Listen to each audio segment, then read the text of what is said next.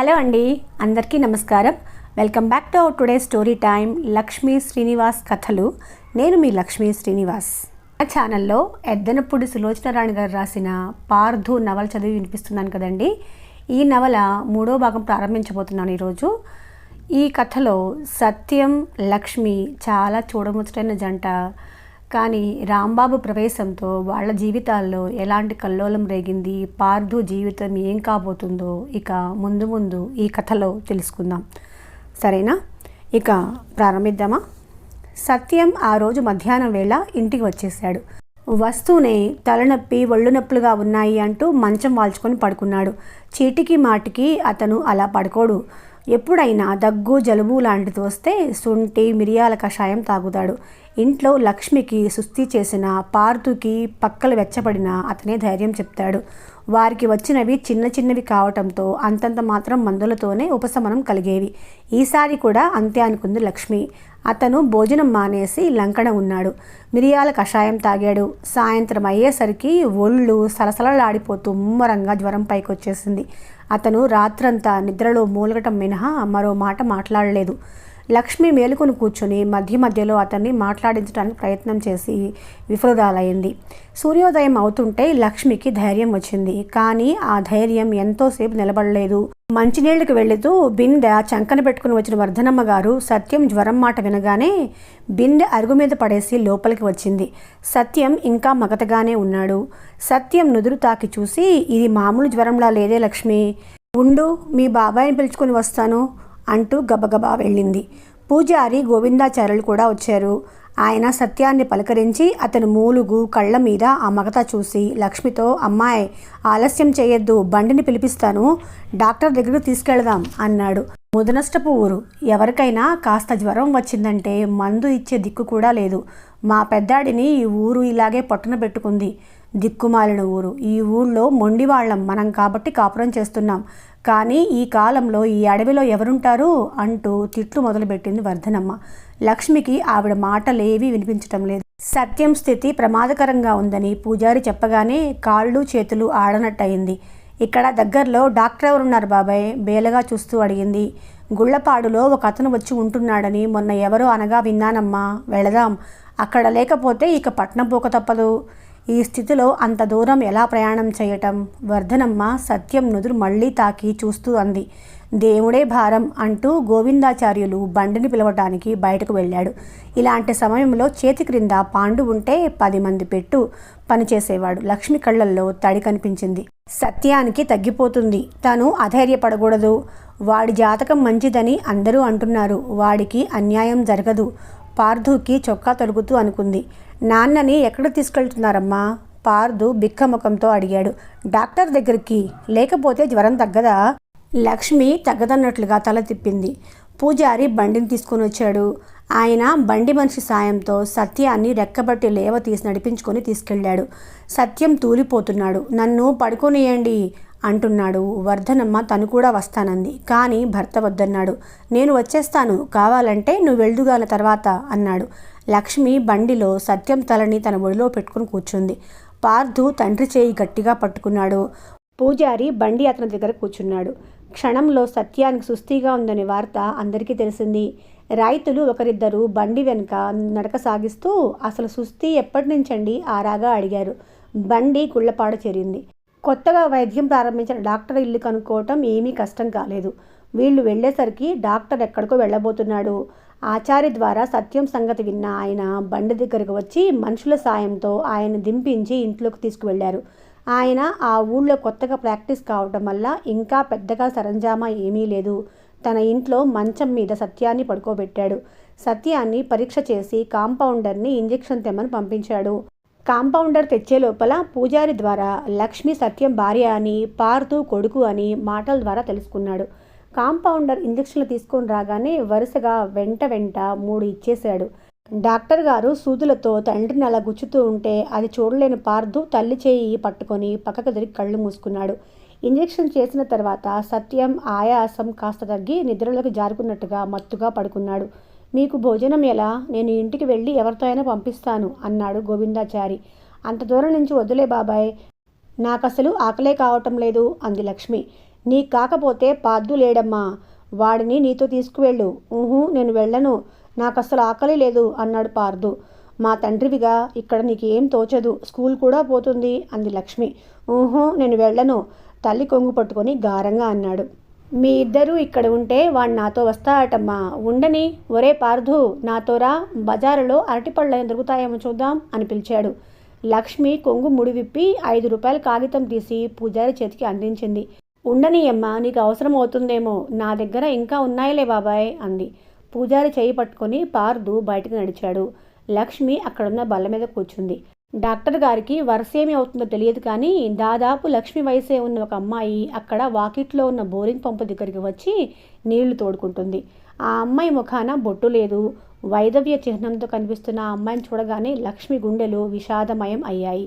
ఈ లోకంలో అత్యంత ప్రత్యేకత కలిగిన ఆడవాళ్ళ సంగతి ఏమో కానీ చాలామందికి భర్త, పిల్లలు, సంసారమే జీవిత సర్వస్వం అనిపిస్తుంది. భర్త లేకపోతే జీవితమే లేదు. లక్ష్మికి ఆ అమ్మాయిని చూసిన కొద్దీ జాలి వేసింది. ఎంత చిన్నమ్మాయి! లక్ష్మిని చూసి ఆ అమ్మాయి పలకరింపుగా వచ్చింది. మంచం మీద పడుకున్న సత్యాన్ని చూస్తూ మీ వారా అంది. అవును సమాధానం చెప్పింది లక్ష్మి. ఆ అమ్మాయి బిందె నిండా నీళ్లు తోడి ఇంట్లోకి తీసుకువెళ్తూ ఏమైనా కావాలంటే అడగండి అంది. అలాగే అన్నట్లు చూసింది లక్ష్మి. ఇంతలో పార్దు గొంతు అమ్మా అని వినిపించింది. లక్ష్మి తిరిగి చూసింది. పూజారి పార్దు చేయి పట్టుకొని రాంబాబు లోపలికి వస్తున్నాడు. రాంబాబు కర్రచప్పుడు టక్ టక్ అని వినిపిస్తుంది. పూజారి చేతిలో సంచి నిండుగా ఉంది. ఆయన అది తెచ్చి లక్ష్మి పక్కన బల్ల మీద పెడుతూ మీ అన్నయ్య కనిపించారు, నా బాధ్యత తీరిపోయింది అన్నాడు. అమ్మా, యుద్ధం మామయ్య ఇల్లు ఈ ప్రక్కసందులోనే, చాలా దగ్గర ఉత్సాహంగా అన్నాడు పార్దు. లక్ష్మి చకితురాలైనట్లు రాంబాబు వైపే చూస్తుంది. రాంబాబు సత్యం వైపే చూస్తూ బాగా జ్వరంగా ఉన్నట్లుంది అన్నాడు. అమ్మా, నీకోసం ఇడ్లీ తెచ్చామే, ఇదిగో. పార్దు బుట్టలో నుంచి పొట్లాం తీసి చూపిస్తూ అన్నాడు. అవన్నీ తీయకు, అక్కడ పెట్టు. లక్ష్మి కసిరినట్టుగా అంది. పార్దు చిన్నపోయిన ముఖంతో అక్కడ పెట్టేశాడు. లక్ష్మి, నేను మీ ఆయన దగ్గర కూర్చుంటాను, మా ఇల్లు ఇక్కడికి దగ్గరే, నువ్వు వెళ్ళి స్నానం చేసిరా అన్నాడు రాంబాబు. లక్ష్మి అవసరం లేనట్టు తల ఊపింది. ఇంతలో డాక్టర్ మళ్ళీ అక్కడికి వచ్చారు. రాంబాబు ఆయన చూడగానే నమస్కరించాడు. ఓ మీరా అన్నాడు డాక్టర్. వీళ్ళు మీకు తెలుసా? సత్యం చేయి పట్టుకొని పరీక్ష చేస్తూ అడిగాడు. తెలుసు. అయితే నా బాధ్యత సగం తీరిపోయిందన్నమాట. పొరుగురు నుంచి వచ్చారు, వెంట ఆడవాళ్ళున్నారు. మా ఇంట్లో నా చెల్లెలు గిరిజి ఉందనుకోండి, అదో తిక్క మనిషి, పాపం ఈవిడ సంగతి ఎలాగా అని ఆలోచిస్తున్నాను. నేనున్నానుగా, మీరిక ఆ సంగతి ఆలోచించడం మానేయండి అన్నాడు రాంబాబు. డాక్టర్ గారు సత్యానికి ఏ వేళకి ఏ మందు వేయాలో చెప్పి అన్నీ అక్కడ పెట్టి బయటకు వెళుతూ రాంబాబు గారు ఓసారి మీరు ఇట్లా వస్తారా అనేసి వెళ్ళాడు. రాంబాబు ఆయన వెంట వెళ్ళాడు. 10 నిమిషాల అనంతరం రాంబాబు తిరిగి వచ్చాడు. లక్ష్మి, ఆచార్యులు గారితో నువ్వు ఒకసారి ఇంటికి వెళ్ళి రావటం మంచిదేమో. మీ ఆయన్ని ఇప్పుడప్పుడే ఇక్కడి నుంచి కదల్చటం సాధ్యం కాని పని అంటున్నారు డాక్టర్ గారు. నువ్వు పార్దు బట్టలు తెచ్చుకోవటం నయం కదూ అన్నాడు. ఒడిలో చేతులు పెట్టుకొని పరధ్యాసగా ఆలోచిస్తున్నట్లు కూర్చున్న లక్ష్మి ఉలిక్కిపడినట్లుగా తలెత్తింది. రాంబాబు సత్యం గురించి చెప్పిన వార్త ఆందోళన కలిగించినట్లుగా ఆమె కళ్ళల్లో భయం కనిపించింది. ఆయనకి ఇప్పుడప్పుడే తగ్గదా? తగ్గించటానికే ఆయన ప్రయత్నం చేస్తున్నారు. కానీ అది విషజ్వరం. ఈ చుట్టుపక్కల కొత్తగా వ్యాపించింది. 2 వారాల్లో కోలుకుంటే త్వరగా నయం అయినట్లే. నీకు దగ్గర వాళ్ళెవరైనా ఉంటే పిలిపించమని ఆయన అంటున్నారు. దగ్గర వాళ్ళు నాకెవరున్నారు? లక్ష్మి దిగులుగా చూసింది. లక్ష్మి ముఖంలో దిగులు చూడగానే అతనికి జాలి కలిగింది. భయపడకు, ఎవరు ఉండి మాత్రం ఏం చేయగలరు? మెల్లని స్వరంతో అన్నాడు. లక్ష్మిని ఇంటికి వెళ్ళి సాయంత్రం రమ్మనమని అందరూ చెప్పాలని చేసిన ప్రయత్నం వృధా అయింది. సత్యాన్ని ఆ పరిస్థితుల్లో ఒక్క నిమిషం కూడా వదిలి ఉండడానికి లక్ష్మి అంగీకరించడం లేదు. చివరికి గోవిందాచార్యులు గారే వర్ధనమ్మ చేత లక్ష్మికి అవసరమైన వస్తువులు పంపే ఏర్పాటు జరిగింది.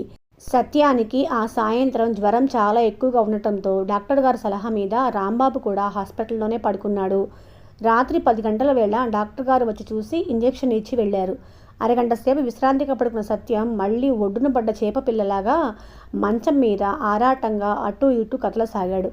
అతని కళ్ళు కూరుకుపోతున్న మైకంతో మూసుకుపోతున్న శరీరం మాత్రం అశాంతి భరించలేనట్లుగా మంచం మీద లేచి కూర్చున్నాడు.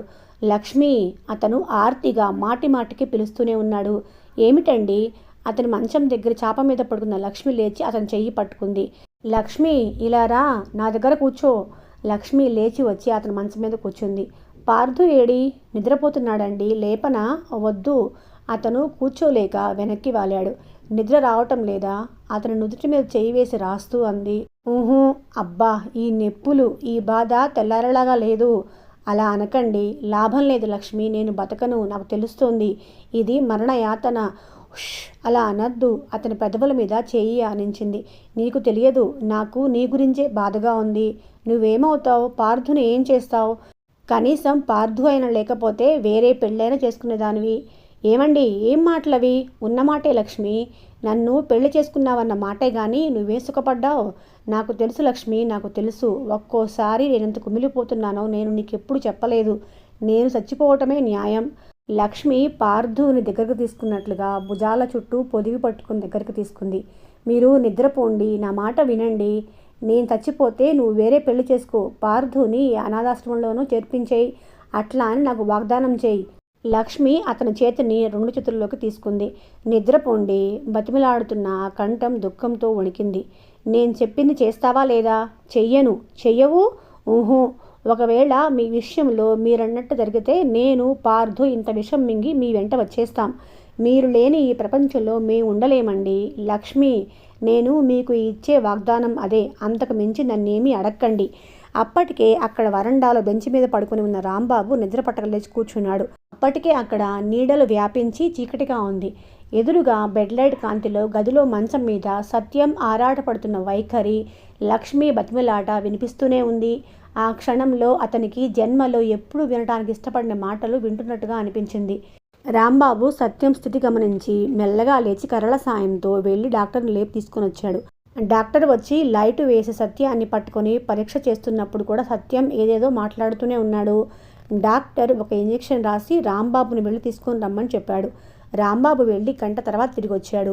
పెద్ద బజారులో 2 షాపుల్లో లేదన్నారు. సుబ్బయ్య గారిని లేపి ఫోన్ చేయిస్తే అప్పుడు 2వ షాప్ అతనిచ్చాడు అన్నాడు. డాక్టర్ ఇంజెక్షన్ ఇచ్చారు. కొద్దిసేపటికి సత్యం మాటలు తగ్గాయి. మత్తులోకి జారినట్లుగా నిద్రపోయాడు. ఆ రాత్రంతా ఎవరికీ నిద్ర లేకుండానే గడిచిపోయింది. మర్నాడు ఉదయం లక్ష్మి వరండా పక్కన గ్లాసులు కడుగుతోంది. రాంబాబు లక్ష్మికి కాఫీ తీసుకొచ్చాడు. లక్ష్మి మౌనంగా అందుకొని అక్కడ పెట్టింది. సత్యం పరిస్థితి ఈరోజు రేపు గడిస్తే కానీ ఏమీ చెప్పలేమని డాక్టర్ గారు అంటున్నారు. లక్ష్మి చూపులు నేల మీదకి వాలాయి. ఆ కళ్ళు బరువెక్కటం రాంబాబు గమనిస్తూనే ఉన్నాడు. కూర్చో, నీతో ఒక ముఖ్యమైన విషయం మాట్లాడాలి. రాంబాబు తను అక్కడున్న సిమెంట్ అరుగు మీద కూర్చున్నాడు. లక్ష్మి కూర్చోలేదు. కూర్చో లక్ష్మి. ఇది నేను కాదు, డాక్టర్ గారు నిన్ను అడిగి తెలుసుకోమన్నారు. లక్ష్మి కూర్చుంది. రాంబాబు ఫ్లాస్క్ మూత తీసి లక్ష్మి కడిగిపెట్టిన గ్లాస్ అందుకొని అందులో పోసి అందిస్తూ, నువ్వు దాపరికం లేకుండా చెప్పాలి అన్నాడు. లక్ష్మి కాఫీ తీసుకుంది. ఈ మాట నేను అడగాల్సి రావటం నాకు చాలా బాధగా ఉంది. అతను సంశయంగా ఆగాడు. లక్ష్మి కళ్ళెత్తబోయి ఆగిపోయింది. డాక్టర్ గారు అడగమన్న విషయం ఇది అని మొదటే చెప్పాను. నువ్వు వేరుగా అనుకోవద్దు. ఏమిటది? నిన్ను సత్యాన్ని చూస్తే చాలా అన్యోన్యమైన దంపతుల్లా కనిపిస్తున్నారు. కానీ డాక్టర్ ఏమంటున్నారంటే? ఏమన్నాడు? తలెత్తి చూసింది. అతనిలో ఏదో అసంతృప్తి, ఆవేదన ఉన్నాయంటున్నాడు. అతను దేనికో గాని చాలా బాధపడుతున్నాడు. భార్యాభర్తలుగా మీ ఇద్దరి మధ్య ఏమైనా స్పర్ధలు కానీ భేదాభిప్రాయం కానీ? రాంబాబు ఎటో చూస్తూ అడగలేక అడిగాడు. లక్ష్మి చూపులు నేల మీదకి వాలాయి. అలాంటివేమీ లేవు. లేవన్నానని చెప్పండి. రాంబాబు కళ్ళు క్షణంసేపు నిశ్చితంగా లక్ష్మి ముఖం మీద నిలిచాయి. లక్ష్మి ముఖంలో అబద్ధం కప్పిపుచ్చుకున్న తడబాటు లాంటిదేం కనిపించలేదు. నిన్ను చూసిన మొదటి క్షణంలోనే నేను ఆ సంగతి గ్రహించాను. భర్త దగ్గర అన్యోన్యత పొందని ఏ ఆడపిల్ల ముఖం అంత సంతోషంగా, అంత తృప్తిగా కనిపించదు లోపల అనుకున్నాడతను. లక్ష్మి పార్థుల భోజనం విషయంలో డాక్టర్ గారి సలహాలు, రాంబాబు ప్రార్థనలు, ఆచార్య గారి మందలింపు ఏమీ పనిచేయలేదు. హాస్పిటల్ పక్క సందులోనే ఉన్న రాంబాబు ఇంటికి వెళ్ళటానికి లక్ష్మి ఏమాత్రం అంగీకరించలేదు. డాక్టర్ గారి ఇంట్లోనే పెరటి వైపున చిన్న గదిలో కుంపటి మీద వండుకోసాగింది. పార్థు భోజనం చేసేవాడు. లక్ష్మి సరిగ్గా తినటం లేదని పని మనిషికి రోజు ఇచ్చేసే అన్నమే చెబుతోంది. 4 రోజులు క్షణాలు యుగాలు అన్నంత భావం చేసి చాలా హడావుడి పెట్టి సత్యం సుస్థి కాస్త తగ్గింది. అతని చూడటానికి ఊరి నుంచి ప్రతి పూట జనం వస్తూనే ఉన్నారు. సత్యానికి రాంబాబు చాలా అండదండలుగా ఉంటున్నాడన్న విషయం అందరికీ తెలుస్తూనే ఉంది. నీ మేలు జన్మలో మర్చిపోలేను. ఇంతవరకు సాయం చేయటమే తప్ప చేయించుకోవటం తెలియదు. భగవంతుడు అవకాశం ఇస్తే మీ రుణం తప్పకుండా తీర్చుకుంటాను. కాస్త స్వస్థత చిక్కిన తర్వాత సత్యం రాంబాబు చేతిని నొక్కుతూ అన్నాడు. అంత పెద్ద మాటలు చెప్పకండి, ఈ మాత్రం చేతనైనది ఎవరైనా చేస్తారు అన్నాడు రాంబాబు. పార్థు, అన్నానికి రా, లక్ష్మి పిలిచింది. తన ఒడిలో కూర్చుని ఉన్న కొడుకుని దింపుతూ సత్యం, పార్థు, అమ్మని మామయ్యకి కూడా అన్నం పెట్టమన్నానని చెప్పు అన్నాడు. ఓ రివ్వున పరిగెత్తాడు. పర్వాలేదండి, నేను ఇంటికి వెళ్తాను. మీరు ఇంటికి వెళ్ళలేరనా? పార్థుతో కలిసి తింటారని అన్నాడు సత్యం. లక్ష్మి పార్థు రాంబాబుకి వడ్డించింది. మామయ్య, నీకు బంగాళదుంపల వేపుడు ఇష్టమేనా? అల్లంతో చేసిన పచ్చడి అంటే బాబోయ్ నాకు భయం. అబ్బా, ఆవకాయ ముక్కలు ఎంతో బాగుంటాయి కదూ. అదేమిటి అమ్మా, మామయ్యకి నెయ్యి వేయలేదు, మర్చిపోయావా అని కబుర్లు చెప్తూ పార్థు అన్నం తింటున్నాడు. రాంబాబు కూడా తింటున్నాడు. పార్థు ఏ పని చేసినా త్వరగా చేసేస్తాడు. వాడి నడకలో, మాటలో, తిండిలో అన్నింటిలో తొందరగా కనిపిస్తుంది. ఈ పూట కూడా అలాగే గబగబ తినేసి లేచి వెళ్ళిపోయాడు. లక్ష్మి రాంబాబుకి అన్నం వడ్డిస్తుంది. అంతవరకు ఎలాగో అదిమి పెట్టుకున్న ఉద్విగ్నమైన భావం ఇక అతను ఆపుకోలేకపోయాడు. లక్ష్మి కూడా పరధ్యాసగా అతనికి అన్నం ఎక్కువ పెట్టేస్తుంది. అతను వారిస్తున్నట్లుగా చేయి దాచాడు. లక్ష్మి ఆగింది. పరధ్యాసగా ఉన్న ఇద్దరు ఈ లోకంలో వచ్చినట్లు అయ్యారు. అతను లక్ష్మి చేయి గట్టిగా పట్టుకున్నాడు. లక్ష్మి, మనం మళ్ళీ ఇలా కలుసుకోవటం, నీ చేతి వంట ఇలా పరాయి వాడిలా తింటాం, ఛీ, యుద్ధం నుంచి నేను ఎందుకు బతికి తిరిగి వచ్చానా అనిపిస్తుంది. అతని కంఠం డగ్గుత్తికగా భారంగా అయింది. లక్ష్మి మాట్లాడలేదు. శిలలాగా అలాగే కూర్చుంది. అతను లక్ష్మి చేతిని మరింత దగ్గరగా లాక్కున్నాడు. ఆ రోజు మీ నాన్న శిక్షిస్తే ఈరోజు ఇలా చేసి భగవంతుడు నన్ను శిక్షిస్తున్నాడు. నేనేం పాపం చేశాను? పెళ్ళయి 10 ఏళ్ళు అయిందంటే నువ్వు మిగతా అందరి ఆడవాళ్లలాగా చాలా మారిపోయి ఉంటావని చెప్పి అనుకున్నాను. నేను వెళ్ళిపోయిన రోజున ఎలా ఉన్నావో ఇప్పుడు కూడా అలాగే ఉన్నావు. నేను నీకే అపకారం చెయ్యను, నన్ను నమ్ము. నాతో కాస్త ఆత్మీయంగా మాట్లాడు. నన్ను రాక్షసుల్లాగా చూడకు, నన్ను వెలివేయకు. తను అభ్యర్థిస్తూ ఉన్నట్లుగా లక్ష్మి చేతి మీద తలదించుకున్నాడు.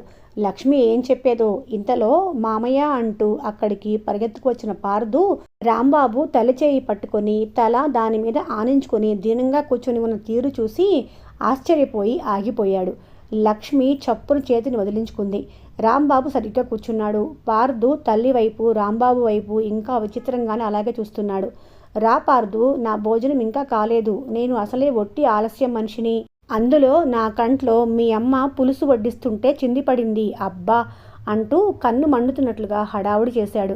పార్థు ముఖంలో ఆశ్చర్యం మాయమైంది. కన్ను మండుతుందా మామయ్య? గుడ్డ నోట్లో పెట్టి ఆవిరి పెడితే పోతుంది అంటూ బాణంలా వెళ్ళి తన చొక్కా తెచ్చి ఉండ చుట్టి నోట్లో పెట్టి అది తీసి రాంబాబు కన్ను మీద అద్దసాగాడు. అక్కడికి కొంచెం దూరంలో నిలబడి ఉన్న లక్ష్మి దగ్గరగా కూర్చుని ఉన్న ఆ ఇద్దరిని రెప్ప వాల్చకుండా చూడసాగింది. భోజనం అవగానే రాంబాబు పార్థుని సత్యం దగ్గరికి వెళ్ళనీయకుండా బజార్కు వెళదాంరా అంటూ తన వెంట తీసుకెళ్లాడు.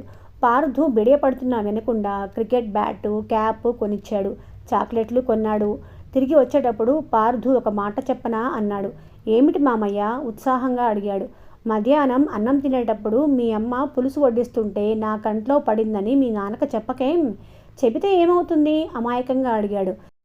ఏమీ అవ్వదులే, కానీ మీ నాన్న మీ అమ్మని కేకలేస్తాడనుకో, బాగుండదు. ఓహ్, మా నాన్న అసలెప్పుడు మా అమ్మని కేకలయ్యాడు. రాంబాబు తటపటాయించాడు. చెప్పవద్దని గట్టిగా చెప్పని కొద్దీ చెప్పాలనే ఉత్సాహం ఎక్కువ అవుతుందేమని భయమేసింది. ఊరికే అన్నాను, నీకు చెప్పాలనిపిస్తే చెప్పు. అసలు నా మాట నువ్వు వింటావా వినవా అని అలా అడిగాను. పార్థు ఆలోచించాడు. వింటాను, చెప్పను. పాపం అమ్మ తప్పేం లేదు కదా అన్నాడు. గుడ్, అలా ఉండాలి. రాంబాబు మెచ్చుకున్నాడు. అతని మనసు కుదుటపడింది. సత్యం పళ్ళరసం తాగడం పూర్తి చేసి గాజు గ్లాసు పక్కనున్న స్టూలు మీద పెట్టాడు. లక్ష్మి అతని పక్క మారుస్తుంది. పడకుర్చీలో పడుకొని తదేకంగా భార్య వైపే చూస్తున్న అతను తగ్గు స్వరంలో అడిగాడు. లక్ష్మి, జ్వరం తీవ్రతలో నేనేదో మాట్లాడానని డాక్టర్ గారు అన్నారు. ఏమన్నాను? ఏమీ అనలేదు. సత్యం ఆ మాటలు నమ్మలేదు. లక్ష్మి దిండుగలీబు మారుస్తుంది. నిజం చెప్పు. కుర్చీలో వెనక ఆనుకొని పడుకున్నవాడల్లా ముందుకు వంగి రెట్టించాడు. నిజమే చెబుతున్నాను.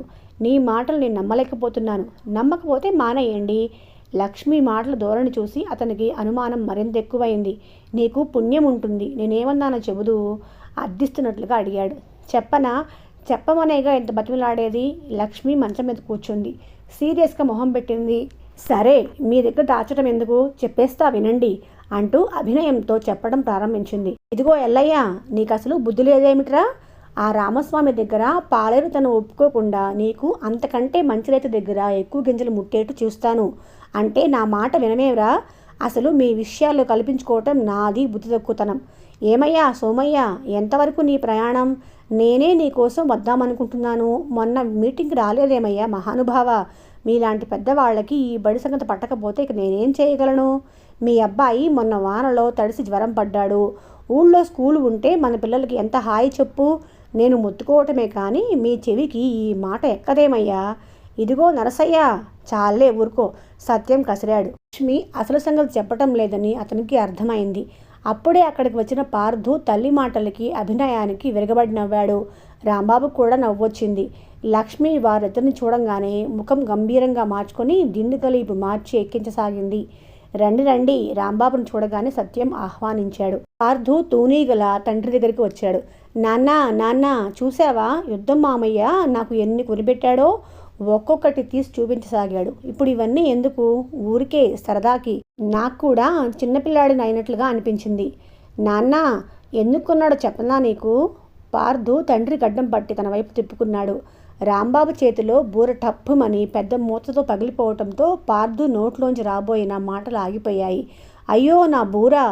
చప్పున అతని దగ్గరికి వెళ్ళాడు. ఇంకోటి కొనిస్తానులే పార్థు, కొంచెం మంచినీళ్ళు ఇవ్వు అన్నాడు రాంబాబు. ఇస్తానుండు నాన్న.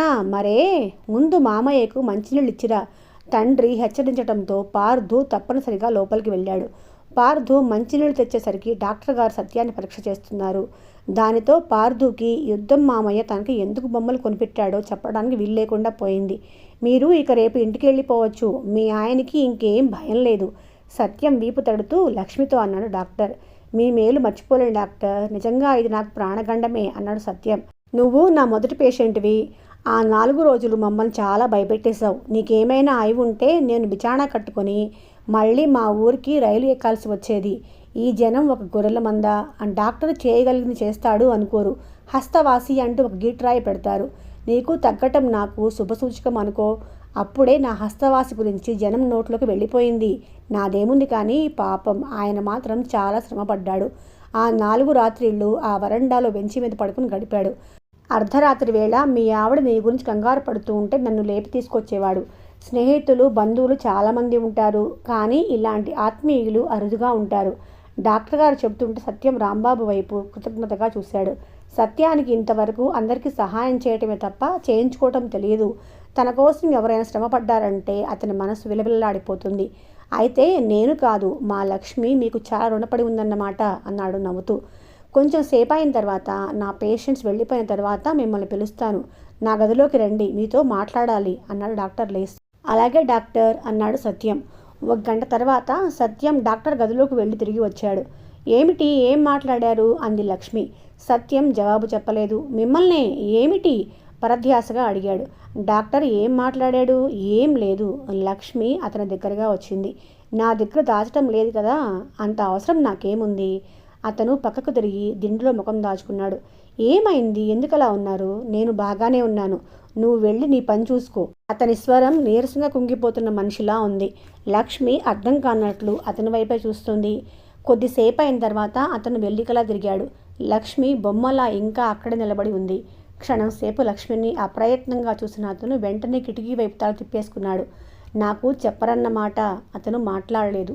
మీరు చెప్పకపోతే నేనే వెళ్ళి డాక్టర్ గారిని అడుగుతాను. లక్ష్మి విసురుగా వెళ్ళబోయింది. వెళ్ళి నేను జ్వరంలో అలా ఎందుకు మాట్లాడానో కారణం చెప్పు. లక్ష్మి చికుతురాలైపోయినట్లు ఆగిపోయి వెనక్కు తిరిగింది. వెళ్ళు, ఆగుతావెందుకు? అతను రోషంగా అన్నాడు. ఆయన మిమ్మల్ని అడిగింది అదా? లక్ష్మి కళ్ళల్లో లీలగా భయం తొంగి చూసింది. అదే, అలాంటి వాటికి జవాబు చెప్పే కంటే చచ్చిపోవడం నయం. మీరేమన్నారు? ఏమంటాను? ఉన్నమాట చెప్పాను. డాక్టర్ దగ్గర దాపరికం ఎలా కుదురుతుంది? లక్ష్మి మెల్లగా గదిలోకి తిరిగి వచ్చింది. భగవంతుడా, అసలు ఈ జబ్బు ఎందుకు వచ్చిందో అస్పష్టంగా అనుకుంది. ఏమో, నాకేం తెలుసు? అతను కూడా తనలో తను అనుకుంటున్నట్లుగా అన్నాడు. ఇంతలో వరండాలో హఠాత్తుగా డాక్టర్ గారి చెల్లెలు గిరిజ ఏడుపు వినిపించింది. నేను వెళ్ళిపోతాను, ఆ రాజరాజేశ్వరిలో ఐక్యమైపోతాను, నన్ను వెళ్ళనీయండి, ఇది నాకు ఇల్లు కాదు, బందికానా, సంకెళ్ళు నన్ను తెంచుకోనియండి. గిరిజ నిన్నే. డాక్టర్ గారి మాటలు వినిపించాయి. నేను రాను, అమ్మ దగ్గరికి వెళతాను. మీరెవ్వరూ నా వాళ్ళు కాదు. రాక్షసులు, పిశాచాలు నన్ను పీకు తినేస్తున్నారు. నాకు సంతోషం లేదు ఇక్కడ. గిరిజ అరుస్తూనే సత్యం గదిలోకి పరిగెత్తుకుని వెళ్ళి జుట్టు విరబోసుకొని ఉంది. గుడ్లు పెద్దవి చేసి పిచ్చి చూపులు చూస్తోంది. సత్యం చటుక్కుని మంచం మీద నుంచి లేచి కూర్చున్నాడు. గిరిజ వచ్చి అతని వెనక దాక్కుంది. డాక్టర్ గారు, కాంపౌండర్ వచ్చి గిరిజను పట్టుకున్నారు. నన్ను వెళ్ళనేయండి, నేను గిరిజను కాను, అమ్మని, మీ తల్లిని, మీ జగజ్జననిని. నన్ను ఆపటానికి మీరెవర్రా వెధవల్లారా. తనని పట్టుకోవచ్చిన ఆ ఇద్దరిని గుద్దులు వేసింది. డాక్టర్ గారు ఆ గుద్దులు తిన్నాడు. ఎలాగో పట్టుకుని తీసుకుని వచ్చి కూర్చోబెట్టి ఇంజెక్షన్ ఇచ్చాడు. మీరు నన్ను బతకనివ్వరు, నా సుఖం నన్ను పొందనియ్యరు, మీరు పిచ్చివాళ్ళు, మతిలేని వాళ్ళు, రొప్పుతూ కళ్ళెర చేస్తూ అంది. 5 నిమిషాల్లో ఇంజెక్షన్ పనిచేసినట్లుగా ఆ అమ్మాయిలో ఆవేశం, పిచ్చి చూపులు తగ్గాయి. డాక్టర్ గారు చెల్లెల్ని పట్టుకొని తల భుజం మీదకి ఆనించుకుంటూ, సత్యం గారు మీరేమీ అనుకోకండి, నా చెల్లెలు పిచ్చిది అన్నాడు. అనుకునేందుకు ఏముందిలేండి, నేను చాలాసార్లు ఈ అమ్మాయిని చూశాను, కానీ బాగానే ఉందే, పిచ్చి పిల్లలా ప్రవర్తించడం లేదు అన్నాడు. పిచ్చి అంటే ఇదొక రకం లేండి. దానికి చిన్నప్పుడే పెళ్లి చేశారు. అత్తవారితో దీనికి పడక గొడవలు వచ్చాయి. ఆ అబ్బాయి దీన్ని వదిలేశాడు. తర్వాత రెండో పెళ్లి అతన్ని చూసి పెళ్లి చేశాం. అది కూడా మా దురదృష్టమే. పెళ్లి అయ్యి 6 నెలలు కాకుండానే ఆయన పోయాడు. అప్పటి నుంచి దేవుడు, పూజ అంటూ వేదాంతంలోకి దిగింది. ఈ ఊరు వచ్చిన తర్వాత ఈ ఊళ్ళో అమ్మవారు ఒక ఆవిడ ఉంది. ఆవిడ దీనికి వైధవ్యమే లేదు, నా శిష్యురాలివి అవ్వు అన్నదట. అక్కడికి పోతానని కూర్చుంది. అప్పుడప్పుడు ఇలా శృతిమించిపోయి గొడవ చేస్తూ ఉంటుంది అంటూ చెల్లెల్ని కాంపౌండర్ సహాయంతో నడిపించుకొని వెళ్ళాడు. అయ్యో పాపం, ఇంత చిన్న వయసులో ఎంత కష్టం. వైధవ్యం లేకుండా ఉన్నా బాగుండేది అంది లక్ష్మి. వైధవ్యం మనసుకు లేనప్పుడు వాళ్ళకి మామూలుగా ఉండనేయటమే మంచిది అని మన ఆచారాలు ఒప్పుకోవే మరి. ఇదొక ఊచలున్న పంజరం ఆమెకి. అందులో ఇష్టపడి ఉన్న వాళ్ళకి అదొక బందికాన అనిపించదు. అది ఇష్టం లేని వాళ్ళు వాటిని తప్పించుకుని బయటపడాలని తహతా కలుగుతుంది. లక్ష్మి అతని దగ్గరగా వచ్చి నిలబడింది. మనిషికి కోరికలు ఉండటం న్యాయం. ఆ కోరికలు తీరితే సీతాకొక చిలుకల్లాగా అందంగా కనిపిస్తాయి, తీరకపోతే ఆ గొంగళి పురుగుల్లాగా కంపరంగా ఉంటాయి. కోరికల్ని బంధించకూడదు, వాటికి పరిష్కారం అవి తీర్చుకోవటమే. మీరు మరీ వేదాంతంలో పడిపోతున్నారు, లక్ష్మి చిరుకోపంగా అంది. సత్యం ఆ పూట ఇంటికి వెళ్లే ప్రయాణం ఏర్పాటైంది. లక్ష్మి గిరిజతో ఎప్పుడైనా మా ఊర్రా అని పిలిచింది. నేను ఎక్కడికి రాను, ఒక్క రాజరాజేశ్వర దగ్గరికే వెళ్తాను, కానీ మా అన్నయ్య నన్ను వెళ్ళనీయడు, నాకు ఈ బందికాన తప్పదు అంటూ ఏడ్చేసింది. లక్ష్మికి ఆ అమ్మాయిని చూస్తుంటే జాలి వేసింది. పరిస్థితులతో రాజీ పడలేక, చెలరేగుతున్న తిరుగుబాటు పూర్తిగా ప్రదర్శించలేక అల్లకల్లోలమయ్యి అయోమయం అవుతున్న మనసు ఆమెది. ఇంత చిన్న వయసులో ప్రారంభమైన ఈ యుద్ధం ఫలితం వేదాంతం, అకాల వృద్ధాప్యం తప్ప ఇంకేం మిగలలేదు. సత్యం డాక్టర్ గారి దగ్గర సెలవు తీసుకున్నాడు. ఈ ఊరికి వచ్చిన కొత్తల్లో మీలాంటి సజ్జన సాంగత్యం లభించడం నా అదృష్టం అన్నాడు ఆయన. సత్యం సుస్థితో ఈ హాస్పిటల్లో ఉన్న ఈ కొద్ది రోజుల్లో అతనికి ఆ చుట్టుపక్కల ఉన్న చిన్న గ్రామాల్లో ఎంత ప్రాపకం ఉందో డాక్టర్ గారికి తెలిసిపోయింది. మా ఇల్లు ఈ పక్క సందులోనే, మీరు వెళ్ళేటప్పుడు ఒక్క నిమిషం చూసి వెళ్ళండి అని రాంబాబు ఉదయమే చెప్పి వెళ్ళడంతో సత్యం, పార్థు, లక్ష్మి ఎక్కిన బండి ఆ ఇంటి ముందు ఆగింది. వీరి రాక కోసం ఎదురు చూస్తూ ఉన్న రాంబాబు అప్పటికే చాలా ఏర్పాట్లు చేశాడు. ఫ్లాస్క్తో కాఫీ పట్టుకొచ్చి సిద్ధంగా ఉంచాడు. కాఫీ, పలహారాలు త్వరగానే ముగిశాయి. లక్ష్మి, అదిగో అది తీసుకో, అక్కడ ఉన్న ట్రే చూపించాడు. అందులో కొత్త చీర, జాకెట్టు, పసుపు, కుంకుమ పొట్లాలు, పువ్వులు ఉన్నాయి. లక్ష్మి తీసుకోలేదు, భర్త వైపే చూస్తుంది. తీసుకో, మంచి వాళ్ళ ఆశీస్సులు ఎప్పుడు కాదనకూడదు అన్నాడు. లక్ష్మి చాలా ఇబ్బంది ఎదురైందాన్ని చూడసాగింది. మేము అవతల గదిలోకి వెళతాము, చీర కట్టుకో అన్నాడు సత్యం. రాంబాబు, సత్యం ముందు గదిలోకి వెళ్ళారు. పార్దు అప్పటికే అక్కడ కూర్చొని బొమ్మ తుపాకి గురిపెట్టడం నేర్చుకుంటున్నాడు. రాంబాబు దాన్ని ఎలా పట్టుకోవాలో చూపించాడు. లక్ష్మి చీర కట్టుకొని అద్దం ముందు నిలబడి తలలో పూలదండ పెట్టుకుంటుంది. కానీ ఆ ముఖంలో ఉత్సాహం లేదు. ఆ కళ్ళు చాలా దిగులుగా, దీనంగా ఉన్నాయి. నా భర్త చెప్పిన పని నేను చేస్తున్నాను, ఇందులో నేను సిగ్గుపడాల్సిందేమీ లేదు అని మనసుకి పదే పదే చెప్పుకోసాగింది. లక్ష్మి వెనక నుంచి పిలుపు వినిపించింది. లక్ష్మి తిరిగి చూసింది. గుమ్మంలో రాంబాబు నిలబడి ఉన్నాడు. అతని కళ్ళు ఆనందంగా ఉన్నాయి. అది దాచుకోవడానికి విశ్వ ప్రయత్నం చేస్తున్నట్లుగా ఉన్నాడు. నా ఈ కల నిజమవుతుందని ఎప్పుడూ అనుకోలేదు. ఈ పూట నాకెంత సంతోషంగా ఉందో చెప్పలేను అన్నాడు. లక్ష్మి జడలో పువ్వుల దండ సరిచేసుకుంటుంది. ఇతనేం మారలేదు. యుద్ధంలోకి వెళ్ళినా, జీవితంలో ఎగుడు దిగుళ్ళు చూసినా ఆ పసిపిల్లవాడి లాంటి మనస్తత్వం ఏమాత్రం పోలేదు అనుకుంది.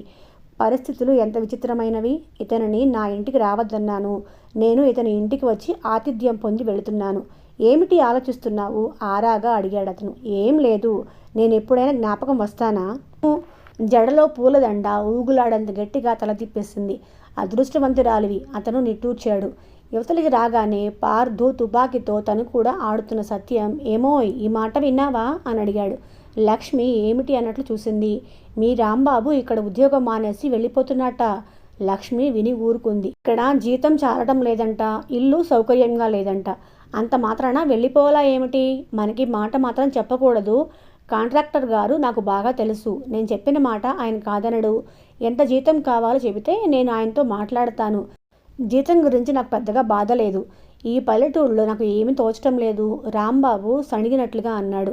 ఒంటరితనం అనేది మనసులో ఉంటుంది, పల్లెలో బస్తీలో అని ప్రత్యేకంగా ఏమీ ఉండదు. 4 రోజులుండు, నీకు ఒంటరితనం అంటే ఏమిటి అని అడిగేంతగా పని నేను కలిగిస్తాను. నువ్వు కల్పించుకోవాలే కానీ కావలసినంత పని ఉంది ఇక్కడ. కాస్త మాకు తోడు ఒక వ్యక్తిని దొరికావు కదా అని నేను సంబరపడుతుంటే నువ్వేమో మమ్మల్ని వదిలేసి వెళ్ళిపోతా అంటున్నావు. నువ్వు మాతో మా ఊరు వచ్చేయి, ఇంట్లో ఉండు, మా పార్థుతో కావలసినంత కాలక్షేపం. ఎరా పార్థు, యుద్ధం మామయ్యని మనతో మన ఇంటికి తీసుకెళ్దామా వద్దా? ఓ తీసుకెళ్దాం ఉత్సాహంగా అన్నాడు పార్థు. చండి, మీకంటే ఆత్మీయులు నిజానికి నాకెవ్వరూ లేరు. కానీ ఇంకేం చెప్పద్దు నాకు. నేను మీ కాంట్రాక్టర్ గారితో మాట్లాడతాను. ఆయన మంచివాడే, మన మాట వింటాడు. నువ్వు ఎప్పుడేం తోచకపోతే సిటీకి వెళ్ళిరా, మేం కూడా నీతో వస్తుంటాం. లక్ష్మి మౌనంగా ఆ ఇద్దరి సంభాషణ వింటోంది. ఆడుకుంటున్న పార్థు వచ్చి రాంబాబు చేయి పట్టుకున్నాడు. మామయ్య నువ్వుండు, నాకు తుపాకీ కాల్చడం నేర్పుదు గాని, సరేనా? రాంబాబు చూపులు నేల మీద నుంచి కాస్త జరిగాయి. అక్కడ లక్ష్మి కట్టుకున్న చీర కుచ్చెళ్ళు జరీ అంచుతో మెరుస్తున్నాయి. అతను నిర్ణయించుకోలేని వాళ్ళ నిలబడ్డాడు. ఈ పరిణామాలతో వాళ్ళ జీవితాల్లో ఎలాంటి మార్పులు రానున్నాయో ముందు ముందు తెలుసుకుందాం. కథ కొనసాగుతుంది. నేను చదివే విధానం మీకు నచ్చిందా లేదా, మీకు అర్థమవుతుందా లేదా, ఇంకేమైనా మార్పులు చేర్పులు ఉంటే తప్పకుండా కమెంట్ సెక్షన్లో తెలియచేయండి. మీ యొక్క అభిప్రాయాలను తెలుసుకొని ఇంకా ఏమైనా మార్పులు చేర్పులు ఉంటే నన్ను నేను ఇంకా బెటర్గా ప్రజెంట్ చేసుకుంటానికి ప్రయత్నిస్తాను. ఛానల్ మనదే అనుకొని తప్పకుండా సబ్స్క్రైబ్ చేసుకుని సపోర్ట్ చేయండి. మళ్ళీ రేపు కలుద్దాం. మీ లక్ష్మీ శ్రీనివాస్. Thank you.